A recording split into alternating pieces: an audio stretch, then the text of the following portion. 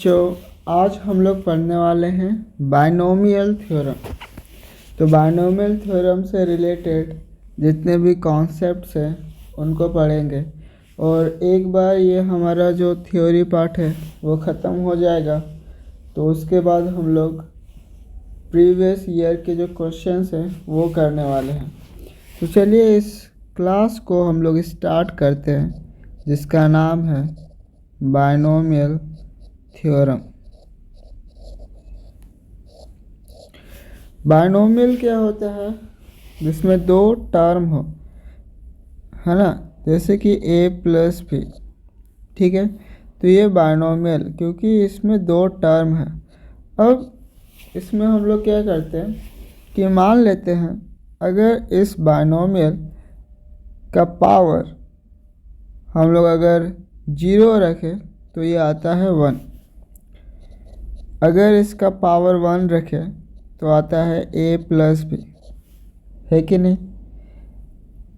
तो यहाँ पे हम लोग पढ़ते हैं कि अगर इस बाइनोमियल का पावर n हो जाए तो उस केस में ये जो इसका एक्सपांशन होगा, एक्सपांशन मतलब कि ये पावर को जब हटेगा तो यहाँ पे क्या आएगा, तो इसी एक्सपांशन का जो फॉर्मूला है उसी को हम लोग बोलते हैं बाइनोमियल थ्योरम।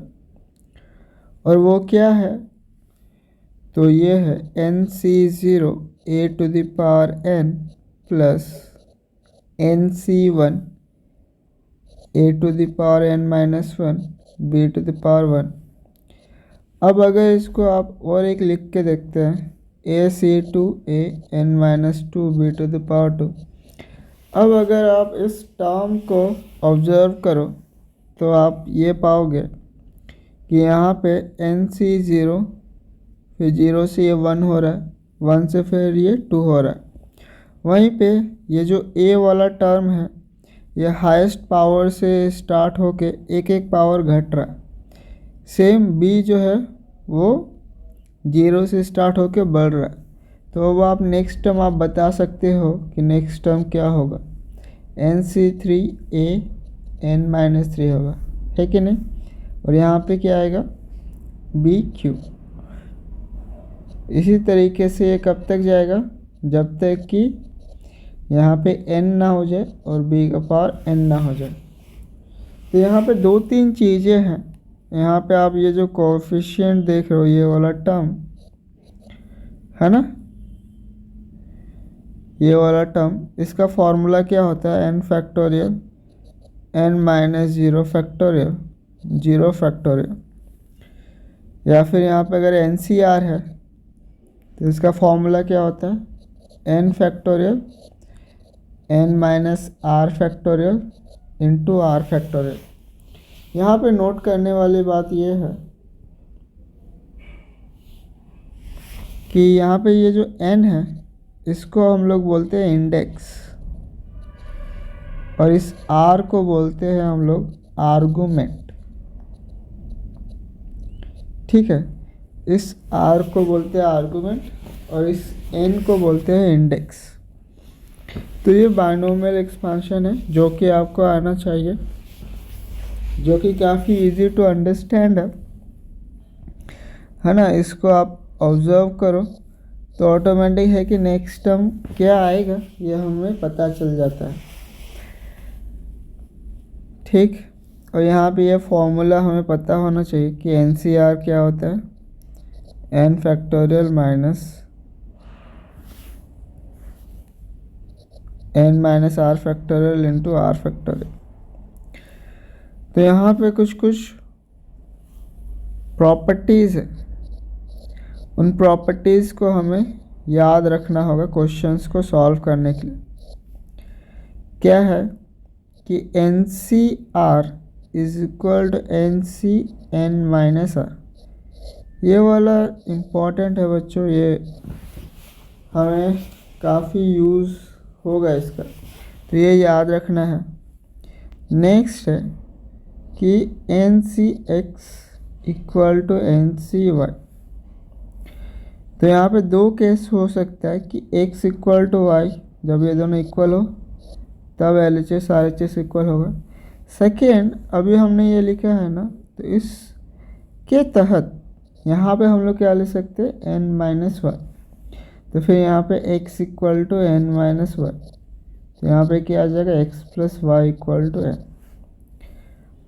नेक्स्ट चीज़ कि ये जो NCR है बच्चों, इसमें ये बात हमेशा याद रखना कि n जो है डेफिनेटली ये 0 से बड़ा होगा, ठीक है, और r जो है वो 0 या 0 से बड़ा हो सकता है, इसको हमेशा याद रखना है। n जो है वो नेचुरल नंबर रहता है, और यहाँ पे r जो है वो होल नंबर हो सकता है, क्योंकि यहाँ पे 0 अलाउड है। तो अभी तक तो हम लोग बेसिक ही कर रहे हैं। नेक्स्ट जो हम लोगों का यूज़ आएगा वो है NCR-1 प्लस NCR, ये हमारा होता है n+1 CR, ठीक है। तो ये याद रखना है आपको, जब आप इसको आगे क्वेश्चन में हम लोग पढ़ेंगे, राइट। यहाँ पे ये रिज़ल्ट इसको याद रखना है। चलिए अब हम लोग पढ़ते हैं। तो यहाँ पे अभी हम लोगों ने इसका एक्सपांशन देखा।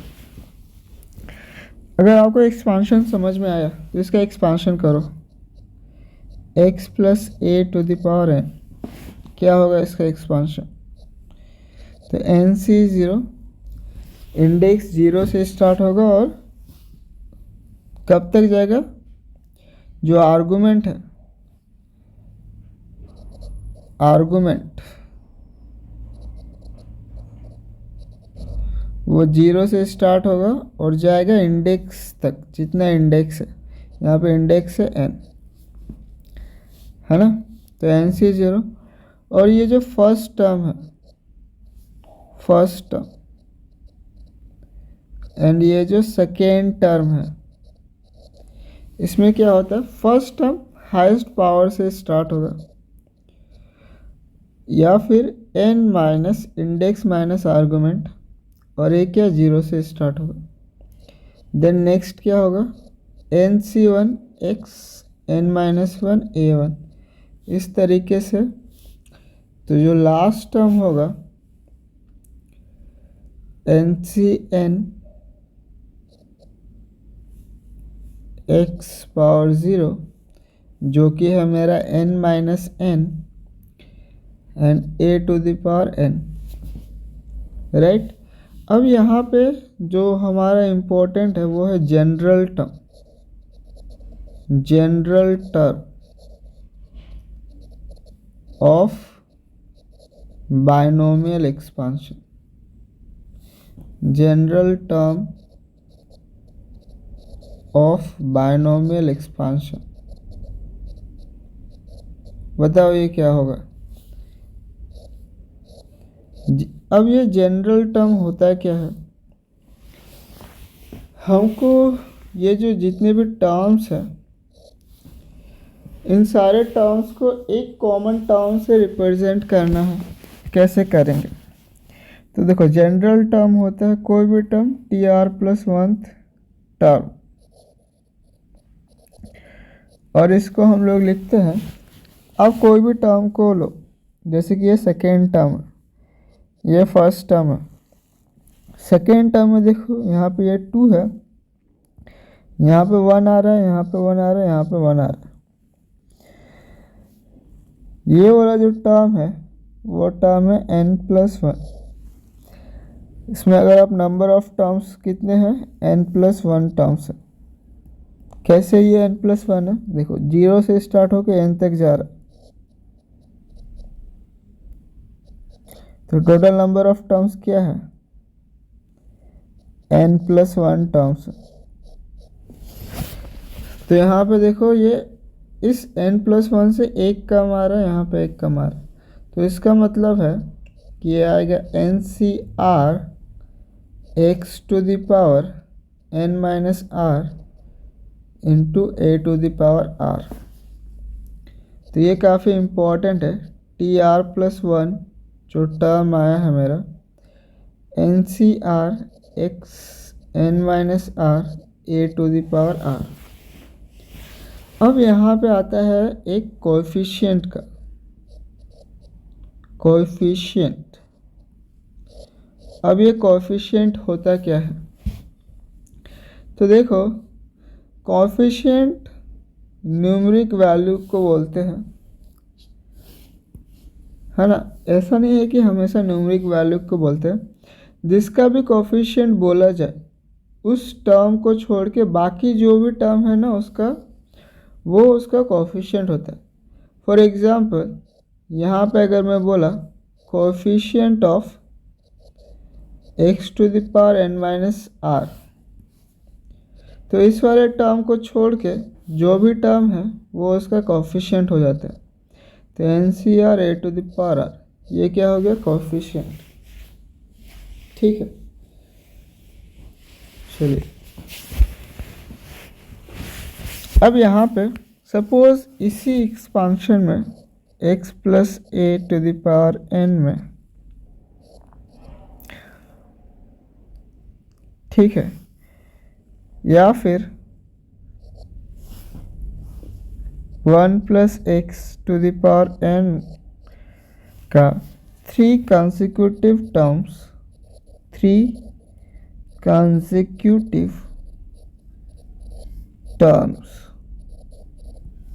ठीक है।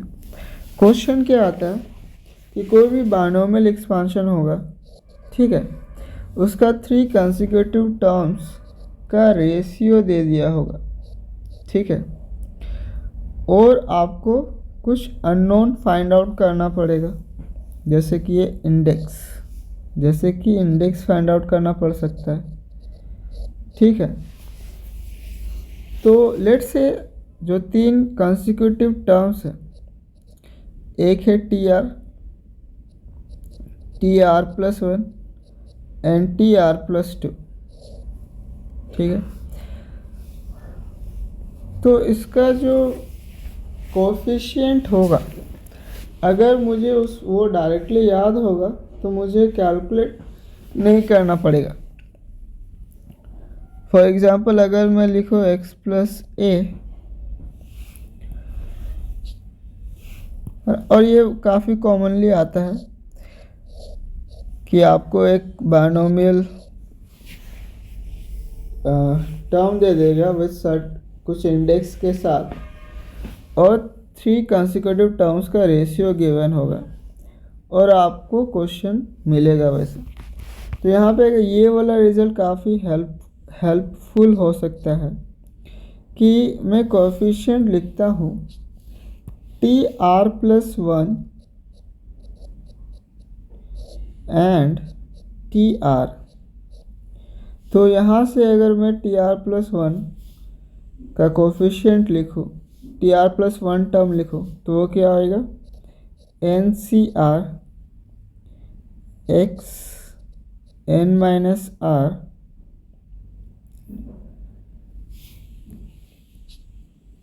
इसको भी रखते हैं, और यहाँ से हम लोग पहले इसका कोएफिशिएंट, यहाँ पे 3 consecutive टर्म्स का रेशियो दिया रहेगा। उस 3 consecutive टर्म्स जो होगा उसका कोएफिशिएंट बोल देगा, या फिर टर्म्स बोल देगा, कुछ भी बोल सकता है। तो यहाँ पे ये वाला जो रिज़ल्ट है ना, काफ़ी हेल्पफुल होगा कि NCR/NCR-1, इसको आप सॉल्व करो, सॉल्व करके आपको आएगा n-r+1/r, और ये रिज़ल्ट काफ़ी इम्पोर्टेंट है। इस टाइप के क्वेश्चंस को करने के लिए ये रिज़ल्ट आपको याद रहेगा, तो होगा क्या कि आपको सॉल्व नहीं करना पड़ेगा इस तरीके से कि NCR का फॉर्मूला लिख रहे हैं n⁻n-r⁴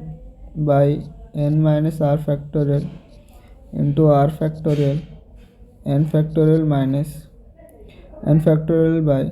n⁻n r+1 r-1। तो क्या है ना, इसमें थोड़ा टाइम लग जाएगा। तो अगर ये रिज़ल्ट आपको याद रहेगा तो ऐसे कर सकते हैं, है ना। नेक्स्ट, अगर ऐसा है तो NCR+1 बाय NCR। तो देखो ये रिज़ल्ट को लाने के लिए इसमें आप R को रिप्लेस करो R+1 से, ठीक है। R को रिप्लेस करो R+1 से, तो जहाँ जहाँ भी R है उसे रिप्लेस करो तो आएगा आपको N-R/R+1। तो ये जो दो रिज़ल्ट है काफ़ी इम्पोर्टेंट है और इसका हम लोग यूज़ करेंगे। तो जहाँ पे भी इस तरह का आएगा डायरेक्टली हम लोग इससे रिप्लेस कर देंगे। सिमिलरली ऐसा आएगा तो, और इसको याद कैसे रखना है, आप ये वाला देखो NCR/NCR-1 ऐसा है ना। जो डिनोमिनेटर पार्ट है और यहाँ पे न्यूमरेटर पार्ट, डिनोमिनेटर पार्ट याद रखने के लिए डिनोमिनेटर में क्या है, इंडेक्स माइनस आर्गूमेंट करो और न्यूमरेटर का आर्गूमेंट लो। तो इसको जब सॉल्व करेंगे तो आएगा N-R+1/R, और इसके लिए क्या करेंगे, R को रिप्लेस करेंगे R+1 से इस वाले रिज़ल्ट में। तो ये समझ में आया, ये वाला रिज़ल्ट आपको हेल्प करेगा इस टाइप के क्वेश्चन से डील करने में, राइट।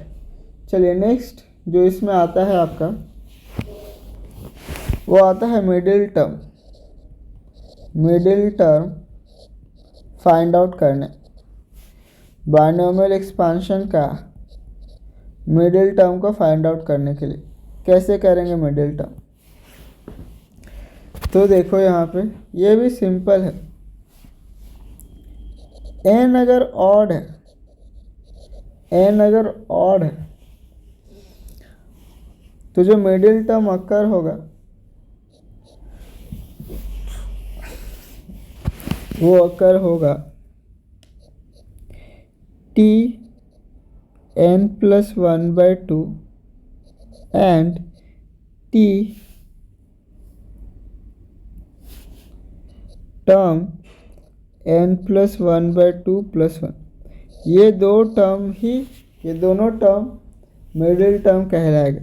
अब पूछोगे कि क्यों, क्योंकि n ऑड है तो जो नंबर ऑफ टर्म्स होता है वो कितना होता है, n+1, और ऑड प्लस ऑड ये क्या आएगा, इवन, ठीक है। अब इसको याद रखने का क्या तरीका है, इसको याद रखने का क्या तरीका है कि देखो ये जो n है क्योंकि ये ऑड है, क्या ये 2 से डिवाइड होगा, नहीं। 2 से डिवाइड करने के लिए क्या करना होगा, एक ऐड करना होगा।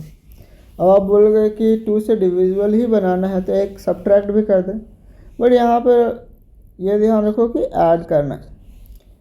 अब बोलोगे कि कैसे याद रखें कि ऐड करना है, देखो यहाँ पे जो टर्म है उसका इंडेक्स 0 से स्टार्ट होता है ना, तो इसके लिए यहाँ पे ऐड करो। अगर वो 1 से स्टार्ट होता है ना तो माइनस करते, लेकिन क्योंकि 0 से स्टार्ट हो रहा है इसलिए याद रखो कि 1 ऐड करना हो। अच्छा, ये अगर एक टर्म है तो नेक्स्ट वाला टर्म कैसे आएगा, इसमें एक जोड़ के, तो term n+1/2 and term n+1/2+1। अब इस टर्म का जो c वाला होगा, c वाला पार्ट वो क्या आएगा, NC n-1/2, और इसमें क्या आएगा NC n+1/2, है ना। इस 1 को नहीं लिखते हैं और यहाँ पे माइनस, यहाँ पे इस 1 को नहीं लिखते, यहाँ पे क्या लिखते हैं, दिस -1, तो ये आएगा। तो ये भी आपको याद रखना। तो इंस्टेड आप ये याद रखो या ना रखो, अगर n ओड होगा तो आप ये याद रखो कि मिडिल टर्म का जो कोफिशिएंट होगा वो क्या होगा, NC n-1/2 and NC n+1/2, ठीक है। इसको याद रखना क्या है कि कन्फ्यूजन अब क्रिएट होगा। यहाँ पे टर्म मैंने बोला और यहाँ पे कोफिशिएंट बोला। कोफिशिएंट में आर्गूमेंट में पता है कि आर्गूमेंट में क्या होता है, जो भी टर्म है ना उससे एक कम लिखते हैं, ठीक है ना। नेक्स्ट अगर n मेरा इवन रहा, n मेरा अगर इवन रहा तो जो मिडिल टर्म अकर होगा, मिडिल टर्म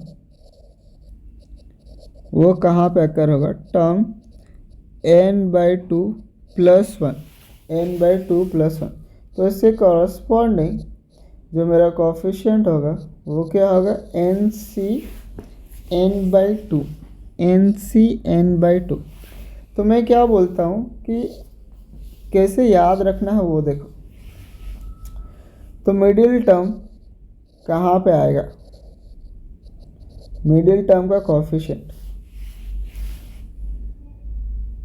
अगर n मेरा ऑड है, ठीक है, तो ये आएगा nc(n-1/2) और nc(n+1/2), राइट।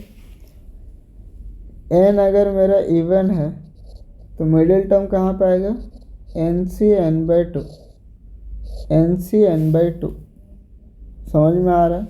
तो ये आपको याद रखना होगा।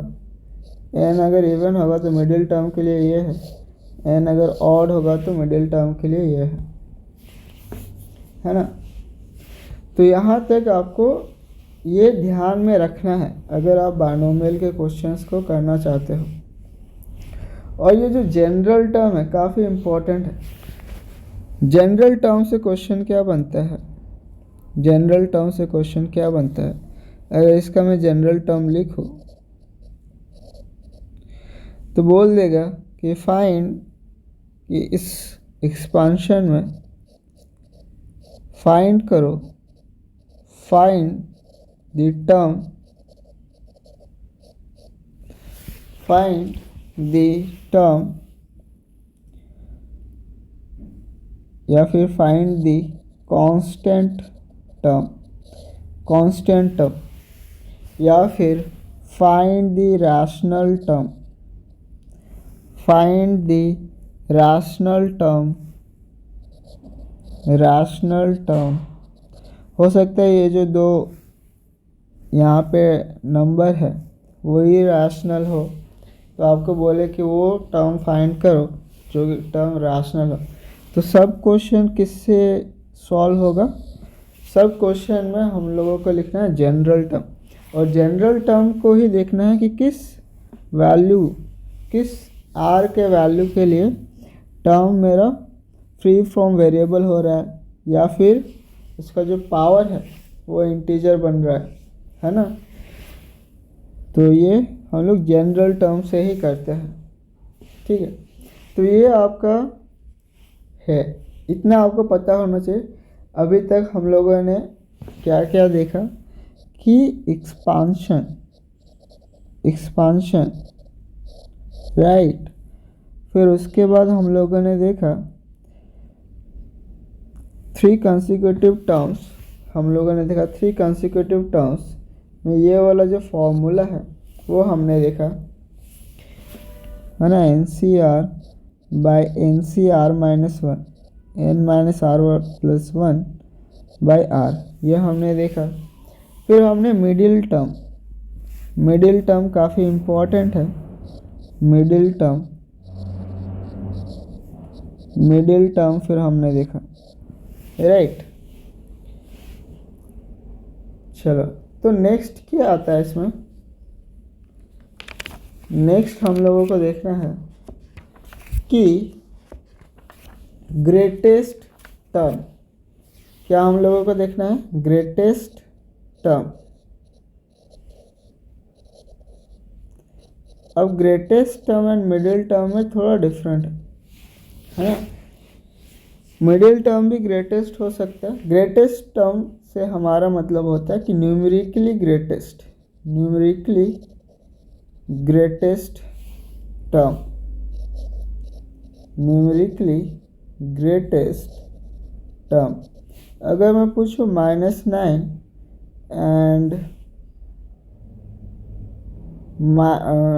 7 में न्यूमेरिकली ग्रेटेस्ट टर्म कौन सा है, तो बोलूँगा मैं -9, है ना, मॉडुलस के साथ, तो 9 है ना। तो न्यूमेरिकली ग्रेटेस्ट टर्म में हम लोग साइन को नहीं देखते, हम लोग वैल्यू को देखते हैं। विदाउट साइन वैल्यू को देखते हैं। मान लो 1003 है एंड दूसरा है 1000, तो न्यूमेरिकली ग्रेटेस्ट कौन सा होगा? ये वाला टर्म। तो यहाँ पे हम लोगों को फाइंड आउट करना है कि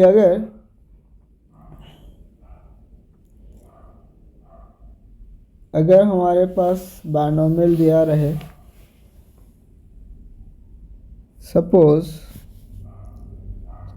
a plus B X to the power n, और इसका हमें फाइंड आउट करना है न्यूमेरिकली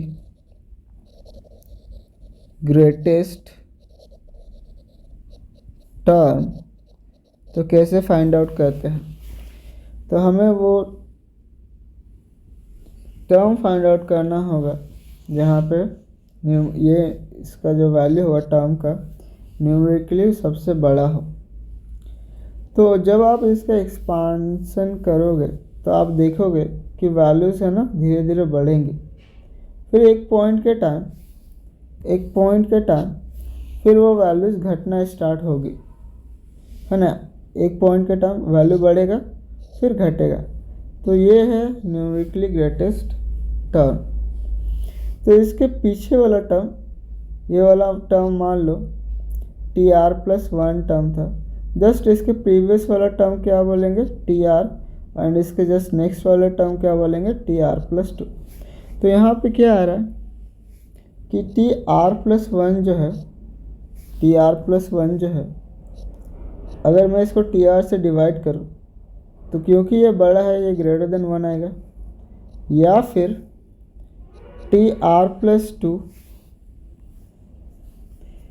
TR+1 बाई TR+2 करूँ तो ये क्या आएगा? ग्रेटर देन इक्वल टू 1, क्योंकि TR+1 पे ग्रेटेस्ट अकर हो रहा है। तो इसको अप्लाई करेंगे यहाँ पे, तो जो मेरा रिजल्ट आएगा वो आएगा R less than equal to n+1 by 1 plus mod A by mod BX। क्योंकि हम लोगों को यहाँ पे साइन नहीं लेना है ना, साइन को नहीं दिखना है, न्यूमेरिकली ग्रेटेस्ट का बात हो रहा है, तो पॉजिटिव वैल्यूज। तो यहाँ पे अगर R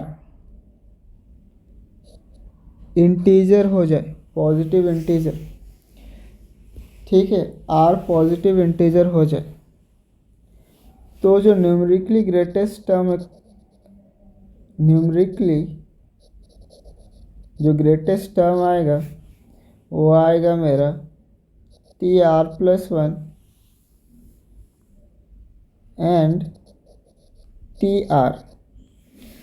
लेकिन अगर R जो है इंटीजर ना आए तो जो न्यूमेरिकली ग्रेटेस्ट टर्म अकर होगा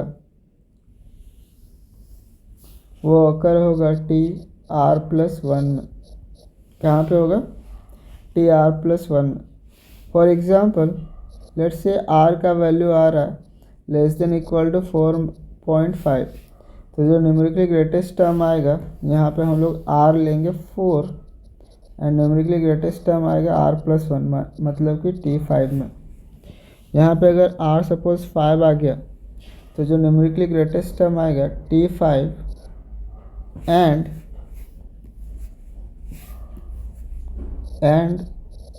T6 पे। तो ये रिज़ल्ट को आपको याद रखना होगा, ये वाला रिज़ल्ट। यहाँ से R का वैल्यू अगर इंटीजर आता है तो दो जगह पे न्यूमेरिकली ग्रेटेस्ट टर्म अकर होगा, एक TR+1 TR। अगर R इंटीजर ना आए तो इसके जस्ट पीछे वाला इंटीजर लेना है, और कहाँ पे अकर होगा? T5 पे। तो इतना आपको पता होना चाहिए। तो जब आपको इतना पता होगा आप इससे क्वेश्चंस कर पाओगे, है ना। मिडिल टर्म हो गया, न्यूमेरिकली ग्रेटेस्ट टर्म हो गया, जनरल टर्म हो गया, राइट। फिर यहाँ पे हमारा आता है कि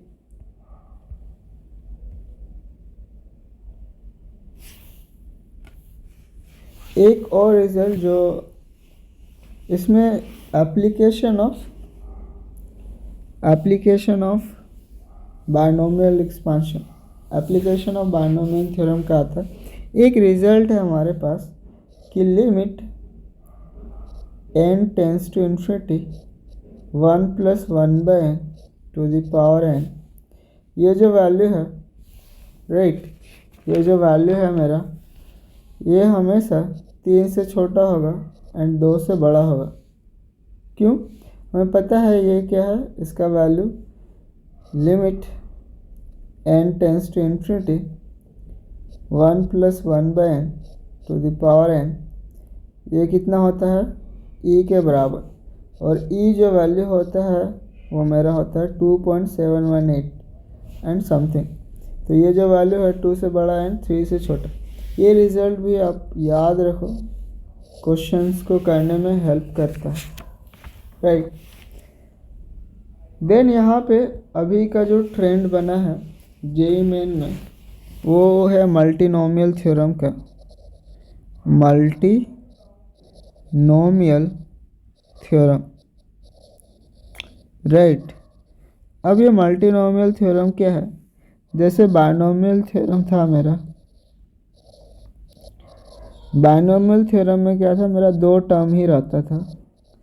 मल्टीनोमियल में मान लो बहुत सारा टर्म है मेरे पास right, let's say x1 x2 x3 plus xn to the power m, इसका इंडेक्स है m, तो इसका बायनोमियल एक्सपांशन होगा क्या राइट।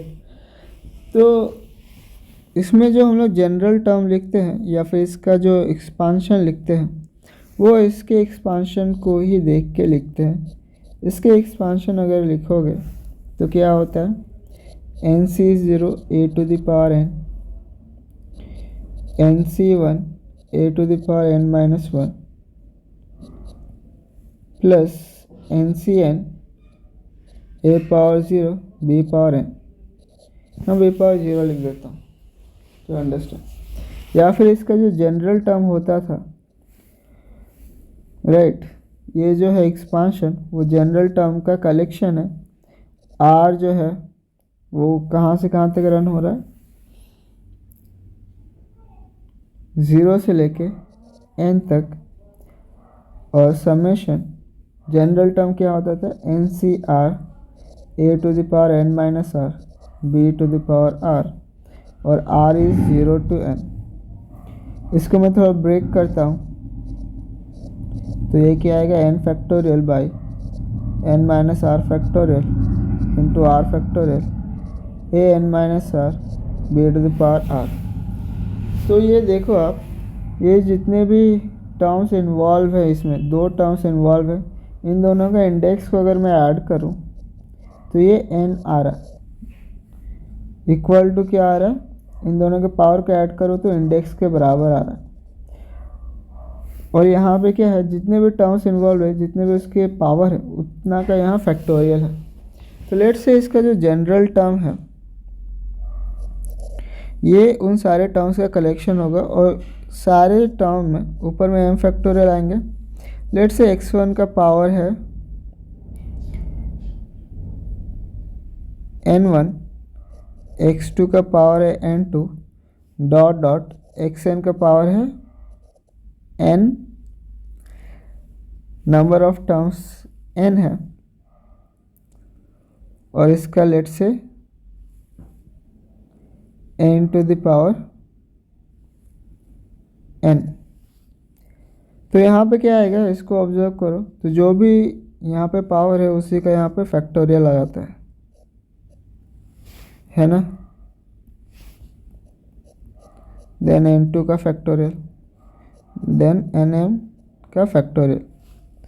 तो ये हमारा, और r मेरा कहाँ से कहाँ तक जाएगा, तो ये हमारा इसका क्या हो जाएगा, आंसर। और ये मल्टीनोमियल थ्योरम काफ़ी इम्पॉर्टेंट है, आपका मेंस में यहाँ से क्वेश्चन बन रहा है राइट। तो ये काफ़ी इम्पॉर्टेंट है, लिखना काफ़ी सिंपल है, यहाँ पे क्या आएगा n1 plus n2 plus n equal to क्या आएगा m। यहाँ पे आप ऑब्जर्व करो, इक्वल टू क्या है, इंडेक्स के बराबर। और यहाँ पे जो भी पावर आता है उसी का नीचे में फैक्टोरियल है। तो ये हमारा था मल्टीनोमियल थ्योरम। तो बाइनोमियल में आपका यहाँ तक है, राइट। फिर इसके बाद आता है कि कोफिशिएंट जो है बाइनोमियल के, ठीक है, बाइनोमियल के जो कोफिशिएंट है उसका sum, right, sum of binomial coefficient, sum of binomial coefficient, ये आपको याद रखना होगा। सिंपल है, हमारे पास 1 plus x to the power n है, इसका एक्सपांशन क्या होगा, nc0 nc1x up to ncn x to the power n। Sum of binomial coefficient, हम लोगों को यहाँ पे nc0 plus nc1 up to ncn का वैल्यू फाइंड आउट करना। कैसे निकाल सकते हैं, तो ये वाला जो LHS है वो कैसे क्रिएट करेंगे, इस इक्वेशन 1 में x का वैल्यू अगर 1 रखें तो ये क्या आ जाएगा, यहाँ पे nc0 plus nc1 dot dot dot ncn create होगा, और यहाँ पे क्या आएगा 2 to the power n, right. तो यहाँ पे मैं लिख लेता हूँ कि nc0 plus nc1 nc2 plus ncn क्या आ जाएगा 2 पावर n। अगर मैं x का वैल्यू -1 रखूँ तो यहाँ पे आ जाएगा nc0 minus nc1 plus nc2 minus nc3, इस तरीके से इक्वल टू 0। और यहाँ से आ जाएगा nc0 plus nc2 plus nc4 is equal to nc1 plus nc3 dot dot, right. तो यहाँ पे देखो, यहाँ पे मेरे पास बाइनोमियल कोएफिशिएंट है, binomial coefficient with even argument,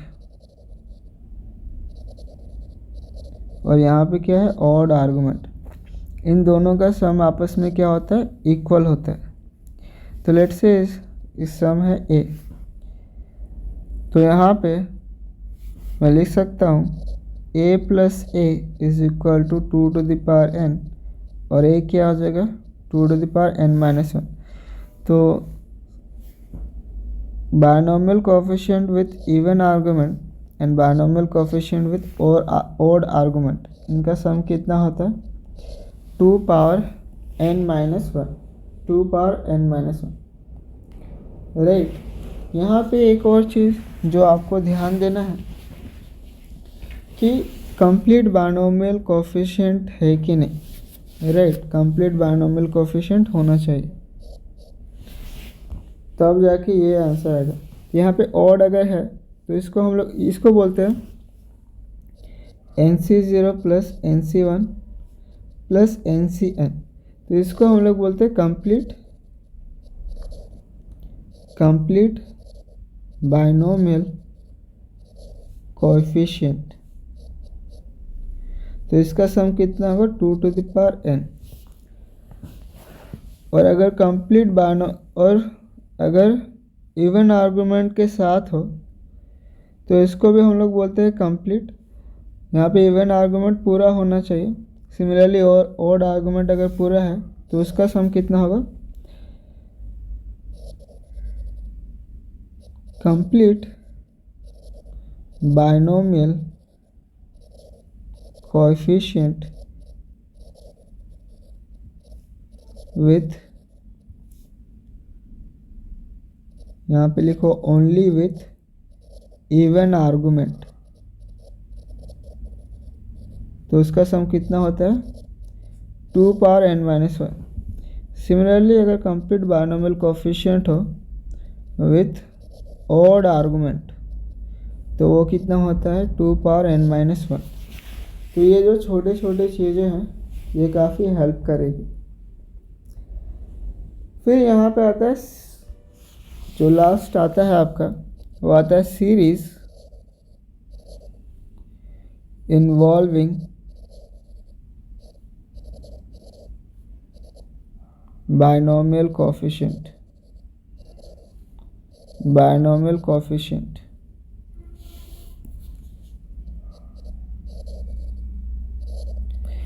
series के जितने प्रॉब्लम है ना वो इस दो फॉर्मूला एलिमेंट्री फार्मूला से बन जाते हैं कि R इंटू NCR, राइट। यहाँ पे इसको मैं ऐसे लिख सकता हूँ n-1 CR-1। देखो यहाँ पे है ना, ये अगर R है और यहाँ पे भी R है तो ही हम ऐसे लिख सकते है ना। तो उस केस में क्या होता है कि इंडेक्स नीचे उतर के आ जाता है, इंडेक्स एंड आर्गूमेंट का एक एक वैल्यू कम हो जाता है। फॉर एग्ज़ाम्पल अगर ऐसा होता R+1 NCR+1 तो यहाँ पे ये जो टर्म है एंड आर्गूमेंट है सेम है तो इंडेक्स नीचे आ जाएगा और ये एक कम होगा और ये एक कम होगा, है ना। इसमें ये नहीं सोचना है कि मैं R को N से रिप्लेस कर रहा हूँ, राइट। लेकिन अगर ये ऐसा होता कि R+1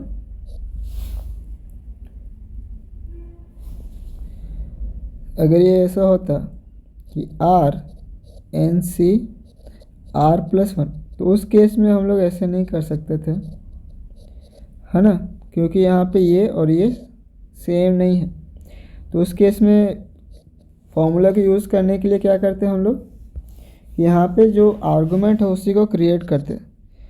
तो R+1 -1 लिखते हैं और यहाँ पे NCR+1 तो ये क्या हो जाएगा R+1 NCR+1 NCR+1। अब यहाँ पे हम लोग इसको लिख सकते हैं n-1 CR NCR+1। समझ में आया? तो ये काफ़ी इम्पोर्टेंट है।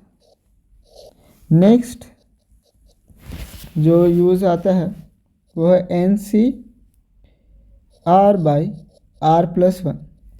तो यहाँ पे होता है n+1 CR+1/n+1। तो अगर यहाँ पे R है डिनोमिनेटर में उससे एक ज़्यादा है तो इंडेक्स एंड आर्गूमेंट को बढ़ा दो और जो इंडेक्स बढ़ाने के बाद है उसी को नीचे लिख देना। फॉर एग्ज़ाम्पल यहाँ पे NC अगर मेरे पास है 2R और यहाँ पे 2R+1 तो डिनोमिनेटर आर्गूमेंट से एक ज़्यादा है तो इंडेक्स को एक बढ़ाएंगे, आर्गूमेंट को एक बढ़ाएंगे और नीचे में ये वाला आएगा, ना कि R को N से रिप्लेस करें, ठीक है। तो इतना ही थ्योरी पार्ट है, राइट। अब ये इन दो की मदद से है ना हम लोग बायनोमियल सीरीज़ के जितने भी क्वेश्चंस है उसको हम लोग सॉल्व कर लेते। तो बच्चों थ्योरी पार्ट में इतना ही, और इस थ्योरी के बाद हम लोग PYQs को सॉल्व करेंगे और देखेंगे कि कैसे ये जो अभी हमने कॉन्सेप्ट्स को पढ़ा है उसकी मदद से कैसे हम लोग क्वेश्चंस को सॉल्व कर पाते हैं। तो मिलते हैं PYQs के क्लास में।